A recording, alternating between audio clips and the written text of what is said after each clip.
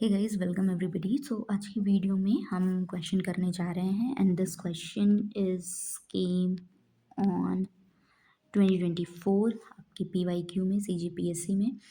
और अभी हम क्या करेंगे, जितना ज़्यादा हमसे क्वेश्चन हो सकेगा उतना ज़्यादा we will try to solve, और एक रिवीजन के बेसिस पे भी हम इसको कर रहे हैं।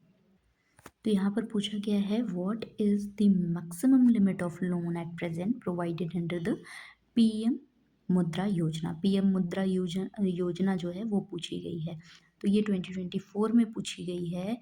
दैट मीन्स अभी 2025 का पेपर होने जा रहा है। तो 2025 में कौन कौन सी स्कीम्स रही हैं उसके बारे में हमें जानना बहुत ज़रूरी है। इसका मतलब ये क्वेश्चन देख के हमें समझ में आ गया कि कोई योजना, कोई स्कीम जो इस बार रही है, जो इस ईयर आई है, उसमें में से कोई एक क्वेश्चन आ सकता है हमारे पास। तो हमें जो इम्पोर्टेंट स्कीम है वो पता होनी चाहिए। इधर it belongs to a state और सेंटर। ठीक है, तो सबसे पहले स्टेट की बात कर लेते हैं, क्योंकि स्टेट का जो होता है वो ज़्यादा इम्पोर्टेंट हो जाता है, because it is state specific exam, right? So the most important is your कृषक उन्नति योजना, श्री रामलला दर्शन योजना, पीएम आवास योजना ग्रामीण और नियाद नैलानर स्कीम। उसके अलावा एक और स्कीम है महतारी योजना, एक करके स्कीम है, वो भी इक्वली इम्पॉर्टेंट है। ऑल्दो जितनी भी स्कीम्स थी बहुत important, I have covered in the previous video. उसके अलावा भी अभी इस क्वेश्चन के रिस्पेक्ट में हम देखते हैं कि थोड़ा सा स्कीम के अंदर की बात भी आती है कि कितना खर्च कहाँ पर हो रहा है। तो चलो एक एक करके सबके बारे में बात करते हैं। एक है महतारी वंदना योजना। ठीक है, महतारी योजना या महतारी वंदना योजना। तो महतारी से याद रहेगा माँ। माँ कौन होती है? फीमेल होती है। गर्ल यूजुअली माँ नहीं होती है, right? In are Indian society तो बिल्कुल भी नहीं। ठीक है, तो क्या है अपने पास कि महतारी वंदना योजना। महतारी वंदना योजना का लाभ किसको मिलेगा? बेनिफिशियरीज कौन रहेंगी? तो वुमेन्स रहेंगी, नॉट गर्ल्स। ठीक है, ये कॉमन कंफ्यूजन हो सकती है जो कि माइंड में नहीं लानी है। महतारी वंदना योजना किसके लिए है? विमेंस के लिए है। Let me right it here. महतारी वंदना योजना, ऑल्दो इसको मैंने कवर कराया है पर फिर भी एक बार यहाँ पर भी देख लो। ठीक है, 2025 की स्कीम है, बहुत इंपॉर्टेंट स्कीम है। तो महतारी वंदना योजना में क्या किया जाता है? चलो वुमेंस के लिए तो है, पर क्या किया जाता है वुमेंस के लिए? वुमेंस को पर मंथ 1,000 रुपये दिए जाते हैं। ठीक है, मैरिड वुमेन्स को क्या दिए जाते हैं? 1,000 रुपये दिए जाते हैं। क्यों दिए जाते हैं? उनके फाइनेंशियल इंडिपेंडेंस के लिए और उनके हेल्थ के लिए। ठीक है, मतलब उनके खर्चे के लिए, उनके फाइनेंशियल इंडिपेंडेंस के लिए और हेल्थ के लिए। इंडिपेंडेंस में क्या आएगा? एक फाइनेंशियल इंडिपेंडेंस आएगा, एक उनकी हेल्थ आएगी, और क्या ही आएगा। ठीक है, तो इस तरीके से उनको क्या दिया जाता है? 1,000 रुपये, यानी कि 12,000 पर ईयर दिया जाता है। ठीक है, मातारी वंदना योजना में। ठीक, अब दूसरी इंपॉर्टेंट योजना देखो, वो है कृषक उन्नति योजना। What is it? कृषक उन्नति योजना। ठीक है, कृषक उन्नति योजना क्या है? जिससे कि साफ पता चल रहा है कि एग्रीकल्चर से रिलेटेड है। ठीक है, इसमें क्या करते हैं हम? पैडी को प्रोक्योर करते हैं। ठीक है, प्रोक्योर करना मतलब कि उसको किसान से लेना। ठीक है, तो इसमें क्या किया जाता है कि 3,100 ठीक है, 3,100, 3,100 इतना रुपए है ये। ठीक है, पर क्विंटल के हिसाब से, पर क्विंटल। ठीक है, यानी कि 3,000, 31,000 छोड़ो, या 31,000 याद रखो, क्योंकि क्या होता है कभी कभी ना 31, 32, 30 और 33 ऐसे ऑप्शन बन के आते हैं। तो उसके लिए यू हैव टू रिमेंबर कि इट इज़ 31। ठीक है, 3,100, यानी कि कितना हो गया? 3,100 रुपये।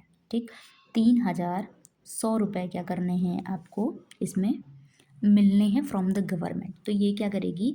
गवर्नमेंट कुछ पैसे देगी, यानी कि 3,100 रुपये देगी एक क्विंटल का। ठीक है, 1 क्विंटल का देगी और उसके बाद क्या करेगी, ये चीज़ जो रहेगी वो पब्लिक के लिए ले जाएगी। ठीक, तो कृषक उन्नति योजना में ऐसे कृषक का यानी कि किसानों का जो सामान रहेगा वो भी बिक जाएगा और जनता को भी फ़ायदा हो जाएगा। ठीक है, तो यहाँ क्या करना है, 3100 रुपये पर क्विंटल क्या करेगी गवर्नमेंट इसको खरीदेगी और इससे क्या होगा, किसानों का फ़ायदा होगा। ठीक है, तो ये याद रहेगा, कृषक उन्नति योजना कृषक के लिए है, किसानों के लिए है। इसमें क्या करती है, किसानों से गवर्नमेंट खरीदती है अनाज, खासकर कौन सा अनाज, पैडी यानी कि चावल। ठीक, तीसरी इम्पोर्टेंट योजना अपने पास है दीनदयाल उपाध्याय भूमिहीन कृषि मजदूर योजना। दीनदयाल उपाध्याय भूमिहीन कृषि मजदूर योजना, इसका बस नाम याद रखो। और एक इम्पॉर्टेंट पॉइंट अपने पास ये है कि जो इस बार जो छत्तीसगढ़ बजट आया है 2025-2026, उसमें इसका थीम है ज्ञान के लिए गति। ज्ञान के लिए, ऑल्दो ये भी मैंने पहले बता रखा है, गति। ठीक है, यहाँ ज्ञान का फुल फॉर्म है, ज्ञान का फुल फॉर्म है और ज्ञान का फुल फॉर्म याद करने से आधी समस्याएं हल हो जाएंगी। ज्ञान यानी कि गरीब, चीज से क्या है, गरीब। ठीक, फिर वाई से क्या है, वाई से क्या आता है, इंपॉर्टेंट फैक्टर यूथ। ए से क्या, अन्नदाता। और एन से क्या, न्यारी, न्यारी बोल रही हूँ, नारी, नारी न्यारी, न्यारी यानी कि women, farmers, youth and poor. ये 4 पिलर पे क्या होगा, काम होगा। ठीक है, तो ज्ञान के लिए गति, ज्ञान के लिए गति यानी कि गरीब, यूथ, अन्नदाता एंड नारी, गरीब, यूथ, अन्नदाता एंड नारी। ठीक, गरीब, यूथ, अन्नदाता एंड नारी, याद रहेगा। यहाँ गति का भी फुल फॉर्म है, गति जो है उसका भी फुल फॉर्म है। गति का फुल फॉर्म क्या क्या है, यहाँ से देखो, गुड गवर्नेंस, गुड गवर्नेंस, अच्छा शासन, सुशासन जिसको बोलते हैं, और एक्सेलरेटिंग इंफ्रास्ट्रक्चर, ताकि यहाँ के क्या हो सके, इंफ्रास्ट्रक्चर सुधर सके। टी से क्या है, टेक्नोलॉजी हो जाए। ठीक है, टेक्नोलॉजी हो जाए। और आई से क्या है अपने पास, इंडस्ट्रियल ग्रोथ, इंडस्ट्रियल ग्रोथ है। तो G for good governance, A for accelerating what, infrastructure, accelerating infrastructure, और टी से टेक्नोलॉजी, और आई से इंडस्ट्रियल ग्रोथ, आई से इंडस्ट्रियल ग्रोथ। तो ये क्या हो गया, ज्ञान के लिए गति। 4 जो ऐसे सेक्शन हैं, जैसे कि पुअर हो गया और विमेंस हो गया, अन्नदाता यानी कि फार्मर्स हो गया, और यूथ हो गया, इन सब के लिए क्या रहेगा, गति रहेगा। गति यानी कि गुड गवर्नेंस रहेगा, एक्सेलरेटिंग इंफ्रास्ट्रक्चर रहेगा, टेक्नोलॉजी रहेगी और इंडस्ट्रियल ग्रोथ रहेगा। So this was the theme of the budget which I have explained over here. अच्छा, एक और इम्पॉर्टेंट बात है जानने के लिए, बजट की मैंने बात कर दी है यहाँ, तो बजट में कितना पैसा किसको मिला। ठीक है, बजट में जो कृषक उन्नति योजना है, वैसे तो सरकार उससे खरीदती है ना, किसानों से खरीदती है 3100 रुपये में, बट इसको कितना पैसा मिला है बजट से, बजट से इसको मिले हैं 10,000 करोड़ रुपए मिले हैं, CR लिखो इसके आगे। ठीक, तो दैट इज़ एक्सट्रीमली इम्पॉर्टेंट। यहाँ पर कृषक वाले को कितने पैसे मिले हैं, 10,000 करोड़। ठीक है, तो यहाँ पे ऑप्शन आ सकता है कि कृषक उन्नति जो योजना है उसमें कितना पैसा लगा है, कितना पैसा सेंटर ने एलोकेट किया है। तो 10,000 करोड़ एलोकेट किया है, जस्ट इसका आधा, जस्ट इसका आधा यानी कि 5,500 रुपये, 500 रुपये और बढ़ा लो, 5,500 रुपये ये किस लिए दिया गया है, महतारी वंदना योजना के लिए। इसका आधा किसको दिया गया है, महतारी वंदना योजना के लिए। ठीक, उसके अलावा कौन सी इंपॉर्टेंट चीज़ें हैं, आवास योजना बहुत इंपॉर्टेंट है यहाँ की। ठीक है, PM आवास योजना जो ग्रामीण आई हुई है, PM आवास योजना कंफ्यूज कर सकता है कि ग्रामीण आई है कि अर्बन वाली आई है, तो कौन सी आई है, ग्रामीण आई है। ठीक, ग्रामीण वाली जो आई है इसमें क्योंकि 8,500 करोड़ दिए गए हैं। ठीक है, 8,500 करोड़ दिए गए हैं। अब ये ग्रामीण वाली किस में आ जाएगी? पुअर वाले में आ जाएगी, राइट, जिनके पास घर नहीं है, गरीब वाले में आ जाएगी, जो मैंने उनका फुल फॉर्म बताया ना ज्ञान का, उसमें आ जाएगी। नारी वाली में क्या आ जाएगी? महतारी वंदना योजना आ जाएगी। किसानों का बोला तो कृषक उन्नति योजना आ जाएगी। अब 2-4 और योजनाएं हैं जो इंटरेस्टिंग है सुनने में बहुत, अगर एक बार हम सुन भी लेंगे तो भी हमें याद रहेगी। कौन कौन सी वो योजनाएं हैं? जैसे कि श्री रामलला दर्शन। श्री रामलला दर्शन जो योजना है, 1 मिनट, अगर इसको लिखते हैं तो और अच्छे से याद होता है। मुझे यहाँ से कुछ दूसरा कलर लेना है, पर ये काम क्यों नहीं कर रहा? अच्छा, फुल स्क्रीन पे है, ओके। चलो, तो क्या है? श्री राम लला दर्शन, दिस इज योर योजना। तो ये जो है ये इम्पोर्टेंट क्यों है? ठीक, इम्पॉर्टेंट से ज़्यादा इंटरेस्टिंग है ये। इंटरेस्टिंग इस तरीके से क्योंकि ये एक कल्चरल इनिशिएटिव है। कल्चरल इनिशिएटिव किस चीज़ का? पिलग्रिमेज का, फ्री पिलग्रिमेज का फॉर अयोध्या। ठीक है, रेजिडेंस वहाँ मिलेगा, किसको मिलेगा? एज्ड पीपल को मिलेगा। ठीक, एज्ड कितना एज होना चाहिए उनको? 18 से 75 साल की एज होना चाहिए। ठीक, और ये क्या देगी? टूरिज्म डिपार्टमेंट देगी इनको। कहाँ देगी? अयोध्या में। तो रामलला से याद रखना है, रामलला की मंदिर कहाँ बनी थी? अयोध्या में बनी थी। तो उस तरीके से ये चीज़ याद रहेंगी थोड़ी सी। अब क्या है अपने पास दूसरी इम्पोर्टेंट? नियाद, नियाद, नियाद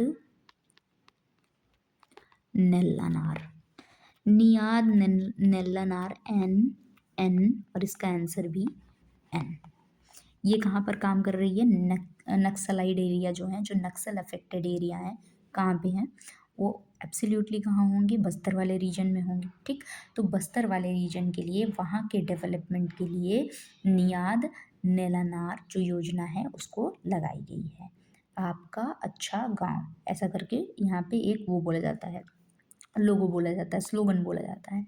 एक और क्या है? दीनदयाल उपाध्याय भूमिहीन कृषि मजदूर योजना। ऑल्दो इसका नाम रखना ही, जैसा कि मैंने बोला कि काफ़ी है, बस अगर एक बार देख लोगे कि इसका पूरा नाम क्या है, तो भूमिहीन कृषि मजदूर योजना, यानी कि कृषि वाले ऐसे जिनके पास क्या है? भूमि नहीं है और वो मजदूर है। मजदूर यानी कि क्या है?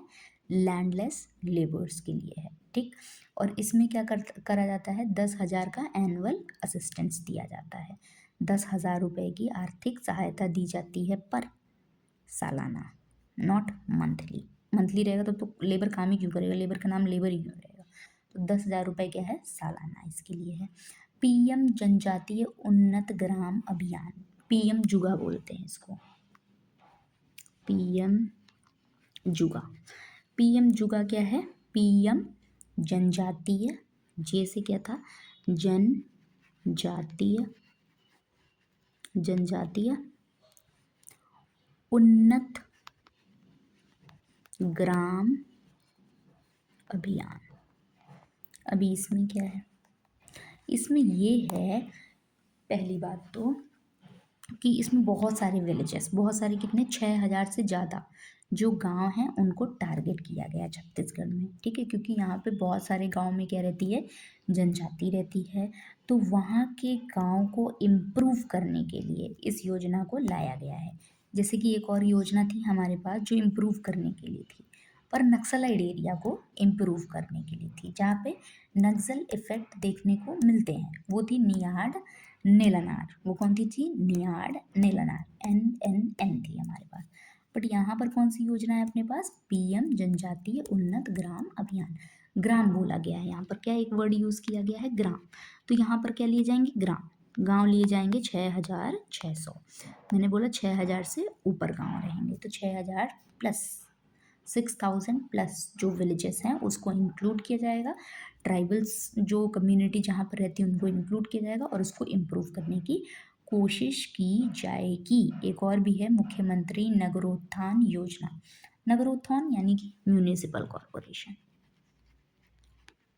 क्योंकि म्यूनिसिपैलिटी ही काम करती है नगर में। कॉरपोरेशन, ठीक, इसको 500 करोड़ रुपए मिले हैं म्यूनिसिपल को। ठीक, काम करने के लिए अच्छे से देखो कितने अच्छे से काम करती है, ऑल्दो काम तो करती है अच्छे से, पर और कितना अच्छा हो सकता है देखते हैं। So this was all your योजनाएं। तो योजनाएं अभी हमने सब कुछ एलाबोरेटली देख लिया है, 15 मिनट के अंदर हमें योजनाएं पता चल गई हैं कौन कौन सी योजना एक्सट्रीमली इम्पॉर्टेंट होने वाली है। अभी यहाँ पे क्या है दूसरा क्वेश्चन कि a group of individual organism with fundamental similarities is called as a, यानी कि जिनमें सिमिलैरिटीज देखने को मिलेगी, ठीक, उनका ग्रुप, ऐसे इंडिविजुअल जिनमें क्या देखने को मिलती है, हमें सिमिलैरिटीज देखने को मिलती हैं, उसको क्या कहते हैं। देखो तो स्पीशीज या फिर जो जाति होती है, स्पीशीज क्या होती है, प्रजाति होती है ना, तो स्पीशीज उसको कहते हैं जो समान रूप से एक ग्रुप में, मतलब एक समान लोगों का समान समूह जो होता है, जो अपने ही जैसे आगे आने वाली पीढ़ी को जन्म देता है, उसको क्या बोलते हैं, उसको बोलते हैं हम स्पीशीज, जिसमें क्या होती है फंडामेंटल सिमिलैरिटीज होती हैं और इंटरब्रीडिंग देखी जाती है।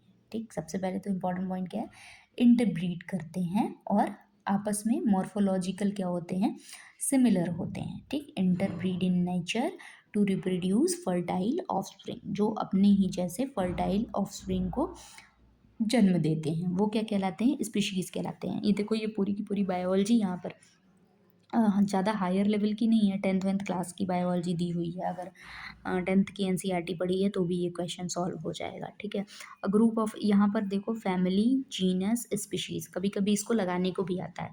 तो सबसे पहले होता है फाइलम, फाइलम यानी कि संघ, फाइलम, फिर होता है क्लास, फिर होता है ऑर्डर, फिर होता है जीनस, और फिर होता है स्पीशीज। ठीक है, इफ़ यू से कि फैमिली किधर होती है, तो ऑर्डर और जीनस के बीच में कौन आएगी, फैमिली आएगी। तो ये तो देखो याद रखना पड़ता है, phylum, class, order, genus, species. ठीक है, ये हालांकि हर्बेरियम वगैरह भी बनाया होगा 10th क्लास में, तो उसमें भी ये चीज़ें रही होंगी। ठीक है, ऑल तो जिन्होंने अभी पूरी साइंस से पढ़ी है उनको तो ये याद करने रखने की ज़रूरत नहीं पड़ेगी। ठीक है, तो साइंस के कॉन्सेप्ट तो होते ही कुछ ऐसे हैं कि आ रहा है तो आ रहा है, नहीं आ रहा है तो नहीं आ रहा है, अगर फैक्चुअल डेटा बेस्ड क्वेश्चन है तो। ठीक, जैसे कि अभी एक मैं एग्जांपल दूं अगर जीनस और स्पीशीज़ का, तो होमो सैपियंस अभी चलते हैं, हम लोग अपने आप को बोलते हैं कि हम होमो सैपियंस हैं। ठीक है, हम होमो सैपियंस हैं। अब देखो कुछ टाइम पहले ये होमो सैपियंस नहीं थे, मतलब थे हम ही लोग, जैसे बोला गया ना कि ह्यूमन का इवोल्यूशन, पहले ह्यूमन 4 पैरों से चलता था, फिर धीरे धीरे खड़ा हुआ, फिर दोनों पैरों से खड़ा चलने लगा। ठीक है, तो जो ये वाली स्टेज थी हमारी, इसको हम होमो इरेक्टस बोलते थे, जब ह्यूमन खड़ा होने लगा। ठीक है, तो इट वॉज होमो, बट यहाँ पर स्पीशीज चेंज थी, स्पीशीज कैसी थी, देखने में वो अलग थे हमसे, हमारे जैसे नहीं थे, हम होमो सैपियंस हैं, वो क्या थे, होमो इरेक्टस थे। तो इंसान तो थे, पर क्या थी, प्रजाति जो थी वो डिफरेंट थी। ठीक है, तो ये था कुछ एग्जाम्पल समझाने के लिए। अब नेक्स्ट क्वेश्चन पे आते हैं। यहाँ पर क्वेश्चन क्या है, the Eastern and Western Ghat meet each other at, this is the very common question जो कि किसी भी एग्जाम में पूछा जाता है। एक minute, let me take this, yes, यहाँ पर अगर साउथ इंडिया को देखें, और ये हालांकि ये पूरा ही साउथ इंडिया है अपने पास, तो यहाँ पर कहीं पर केरला है आपका, और यहाँ पर कहीं पर क्या है, तमिलनाडु, तमिलनाडु है, और ये क्या है, केरला है। तो दोनों के बीच में पड़ता है क्या, दोनों घाट को जोड़ने वाला है नीलगिरी हिल्स। तो नीलगिरी की पहाड़ियों के पास क्या आते हैं, ईस्टर्न और वेस्टर्न घाट मिलते हैं। ये वाला घाट वाला रेंज क्या हो गया, ये ईस्टर्न हो गया, ये वाला क्या हो गया, वेस्टर्न हो गया। ये मेरे मन से नहीं है ईस्टर्न वेस्टर्न, ऐसे जब हम बनाते हैं तो ये वाला हिस्सा ईस्ट होता है, ये वेस्ट होता है, ये नॉर्थ होता है, और ये साउथ होता है। ये हर जगह काम आने वाला है। अभी क्या है नेक्स्ट क्वेश्चन अपने पास कि maximum diversity of species is found at temperate region, tropical region, polar region, और नन ऑफ द अबव। तो यहाँ देखते हैं, पहले पोलर रीजन से स्टार्ट करते हैं। पोलर रीजन इतना ठंडा रीजन है कि जो कुछ खास किस्म के होंगे जिनमें एडेप्टेशन बहुत अच्छी तरीके से पाई जाएगी। यानी कि अगर आपके बॉडी पे फर है, अच्छा खासा स्वेटर पहने हो, तभी पोलर रीजन पे रह सकते हो, यानी कि वैसे ही जीव जंतु वहाँ पर रह सकते हैं, अदरवाइज नहीं रह सकते। तो क्या डाइवर्सिटी वहाँ देखने को मिलेगी? नो। वहाँ एक ही टाइप देखने को मिलेगी, जिनके पास फर होगा, जिनके पास वहाँ पर रहने की चीज़ें होंगी, अडेप्टेशन होगा, उस टाइप के वहाँ पर देखने को ज़्यादा मिलेंगे। तो पोलर रीजन तो नहीं होने वाला है। टेम्परेट रीजन क्या होते हैं? अब टेम्परेट भी कुछ पोलर से कम नहीं है। ऐसे अगर हम बनाएं ग्लोब अपना, तो what is this? This is the polar, this is the polar. उसके बाद क्या शुरू हो जाता है? उसके बाद टेम्परेट है ये वाला एरिया। तो ये भी तो कुछ कुछ वैसा ही है। तो मोस्ट जो रहने वाला एरिया है वो तो ये हो गया ना, जहाँ पर क्या है, अच्छे से हर तरीके के जो होते हैं ना, मीज़ो एक वर्ड होता है जिसमें मीज़ो मतलब बीच का। तो ऐसा कोई कंडीशन जहाँ पर यहाँ जो एक्सट्रीम में रहते हैं वो भी रह लें, जो यहाँ पर रहते हैं वो भी बीच में क्या कर सकते हैं, सरवाइव कर सकते हैं। ठीक है, तो that will would be your tropical region. ठीक, ट्रॉपिकल रीजन ऐसा रीजन है जहाँ पर चारों तरीके की जो चीज़ें हैं, ये ठंडी गर्मी बरसात, इस तरीके की जो चीज़ें हैं वो देखी जाती हैं। इसलिए ट्रॉपिकल रीजन जो है वो हर तरीके के जीव जंतुओं को रखता है, इसलिए डाइवर्सिटी वहाँ ज़्यादा देखने को मिलती है। अब डाइवर्सिटी मतलब होता है अलग अलग तरीके की चीज़ें, अलग अलग, यानी कि ऐसा कुछ ऐसा, ठीक है, कुछ ऐसा। So this is diversity. ये नहीं कह सकते कि ये वाली जो पाई जा रही है ये डाइवर्सिटी ना। डाइवर्सिटी इज़ कि कहाँ पर कितनी ज़्यादा, अगर मान लो यहाँ 3 ट्रायंगल ही ट्रायंगल मिल रहे हैं ये एक गोले में, और एक ऐसा है जिसमें इतना, ये इसमें 2 ट्रायंगल और 2 जीरो मिले, तो डाइवर्सिटी कहाँ की ज़्यादा हुई? यहाँ की ज़्यादा हुई, ना कि यहाँ की। ठीक है, तो आई होप कि डाइवर्सिटी का क्या मतलब होता है वो समझ में आ गया हो। ठीक है, एक मिनट। अब देखो यहाँ पर क्वेश्चन है कि साइंटिफिक नेम बताना है लेपर्ड का। ठीक, साइंटिफिक नेम किसका बताना है? लेपर्ड का बताना है। लेकिन हो सकता है अब एग्जाम में दूसरा साइंटिफिक नेम आ जाए। लेपर्ड उस टाइम पे इम्पोर्टेंट था, इसलिए लेपर्ड का आया था नाम। अभी देखते हैं कौन इम्पोर्टेंट है और उसका नाम क्या है। अभी हमारे न्यूज़ में 12वां पारा जो वाइल्ड लाइफ सेंचुरी थी वो थी क्या, एक बार नाम लिख देती हूँ, 12वां पारा। ठीक है, जो ये 12वां पारा वाइल्ड लाइफ सेंचुरी है ये न्यूज़ में थी 2025 में। पहले तो ये इसलिए ज़रूरी है क्योंकि ये न्यूज़ में थी। नंबर 2, इसका नाम ज़रूरी है, 12वां पारा, 12वां पारा, 12वां पारा। इसको बार बार बोलना है, 12वां पारा, बार बार बोलना है किसको? 12वां पारा को। 12वां पारा, बार बार बार बार से याद कर लेते हैं, 12वां पारा। 12वां पारा क्यों न्यूज़ में रही है? क्योंकि यहाँ पर ब्लैक बक को इंट्रोड्यूस किया गया है। किसको? ब्लैक बक को। ब्लैक बक सबसे ज़्यादा जो प्रोमिनेंट है वो गुजरात में है, इसके लिए जाना भी जाता है ब्लैक बक के लिए। ठीक, तो ये जो ब्लैक बक है इसको कहाँ इंट्रोड्यूस किया गया है? बी से ब्लैक बक, बी से कहाँ? 12वां, 12वां पारा। 12वां पारा में क्या है, किसको इंट्रोड्यूस किया गया है? ब्लैक बक को इंट्रोड्यूस किया गया है। तो इसलिए ब्लैक बक का जो साइंटिफिक नेम है वो इम्पोर्टेंट हो जाता है। ब्लैक बक का साइंटिफिक नेम है एंटीलोप, एंटीलोप सर्विका प्रा। ठीक, तो पहले बोलना है सर्विका, फिर बोलना है प्रा, सर्विका प्रा। ठीक, तो एंटीलोप सर्विका प्रा। ठीक, एंटीलोप के बहुत सारे नाम दे सकते हैं लेकिन स्पीशीज़ का नाम अलग अलग कर सकता है। जैसे यहाँ पे किया ना, इसने लियो लगाया है, कहीं पार्डस लगाया है, कहीं टिग्रिस लगाया है, कहीं अंशिया लगाया है, तो ये चीज़ चेंज कर देगा ब्लैक बक के नेम में। सब जगह एंटीलोप एंटीलोप एंटीलोप लिख देगा, आप लोप लिप कर दोगे वहाँ पे जाके। तो लोप लिप नहीं करना है, लोप लिप से याद रखना है कि एंटीलोप ही उसका नाम है। तो एंटीलोप सर्विकाप्रा, सर्विकाप्रा, सर्विकाप्रा, सर्विकाप्रा। ठीक है, तो ऐसे याद रखना है कि एंटीलोप ने सर पे कुछ लगाया है क्या? सर पे कुछ पहना है क्या? ठीक, सर से सर्वी कापरा। ठीक है, सर्वी कापरा। यानी कि ऐसे कर सकते हैं कि एंटीलोप, एंटीलोप जैसा है ना कि कुछ लेप लगा हुआ है। ठीक, क्योंकि उसका सर जो है वो काँप रहा था, सर्वी कापरा। ठीक, उसका सर जो है काँप रहा था, इसलिए उसने क्या लगाया है, सर पे लोप लगाया है, ऐसा लेप लगाया है जो कि क्या है, एंटीवायरल है।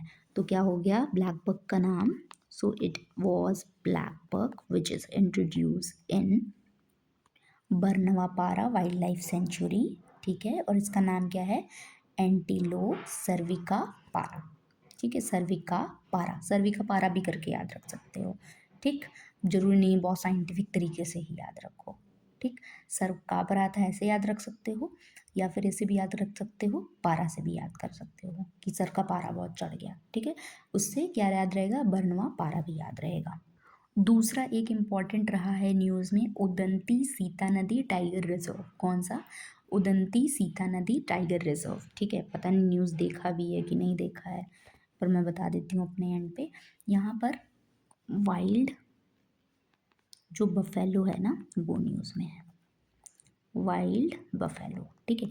अब वाइल्ड बफेलो का क्या नाम है, बबैलस बुबैलिस, बबैलस बुबैलिस, इजी पीजी नेम है ना, बबैलस बुबैलिस, बबैलस बुबैलिस, तो बबैलस और बुबैलिस, देखो आई एम नॉट सेइंग कि all the scientific name you have to be remember, ठीक है, बट जो इम्पॉर्टेंट है 2 से 3 तो कम से कम ध्यान में रखो, ठीक है।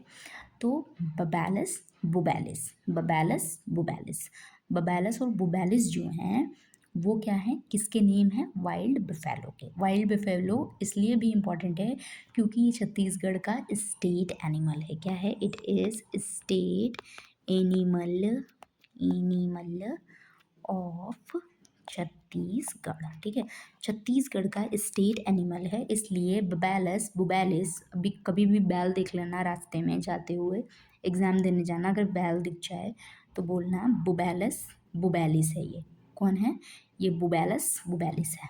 एक मिनट मैं स्पेलिंग लिख देती हूँ, बुबैलस, ठीक है, ओ हमेशा याद रखना है कि इसको छोटे से लिखना है, ठीक है, बुबैलिस, ठीक है, हमेशा स्पीशीज़ का नाम बड़ा और इसका नाम छोटा लिखा जाता है, ठीक है, और दोनों को क्या किया जाता है, अंडरलाइन किया जाता है, बायोलॉजी का रूल है, सब लोग सीख लो।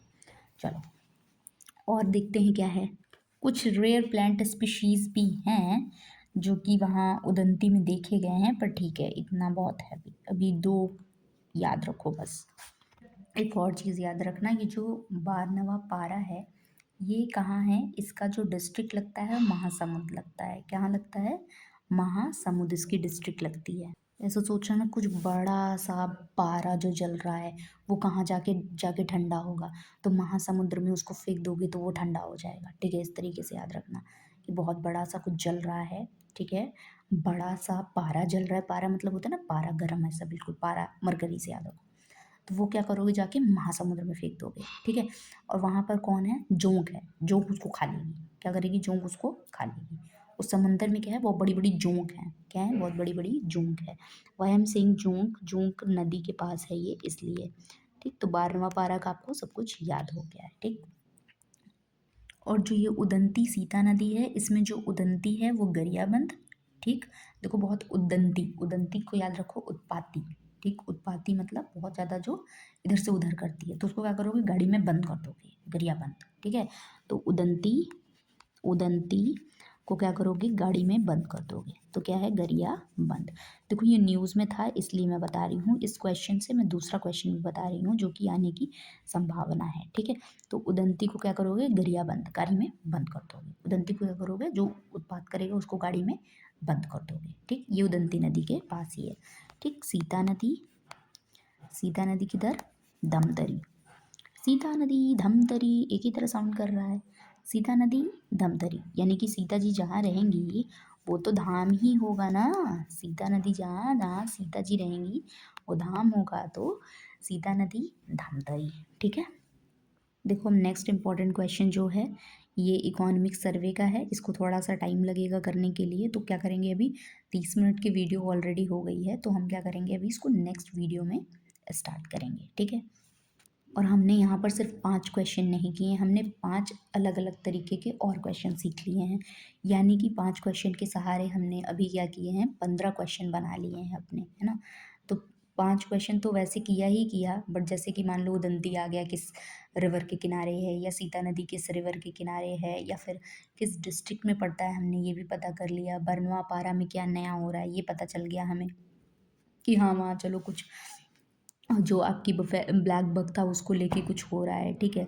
स्टेट एनिमल देख लिया जो कि वाइल्ड बफेलो थी, कुछ साइंटिफिक नेम भी देख लिए, ठीक है। जोंग रिवर को देख लिया कि वो बरनुमा पारा के पास थी। तो इस तरीके से ये सारी क्वेश्चन कवर हो गए। उसके अलावा जो पहला हमारा क्वेश्चन था उसमें हमने बहुत सारी योजनाएं, बहुत सारी स्कीम्स देख ली इन डिटेल। तो उसमें से कुछ क्वेश्चन आएगा तो एक क्वेश्चन को पकड़ेंगे और उसको पकड़ के उसके जितने भी एस्पेक्ट्स हैं उसको कवर कर लेंगे, सो दैट अगर उससे रिपीट करके अगर 2-3 क्वेश्चन आ रहा है हमारे पास तो वो भी बन जाए, ठीक है। चलो तो इसको अगली वीडियो में हम चलेंगे, स्टार्ट करेंगे, राइट। तब तक के लिए बाय बाय।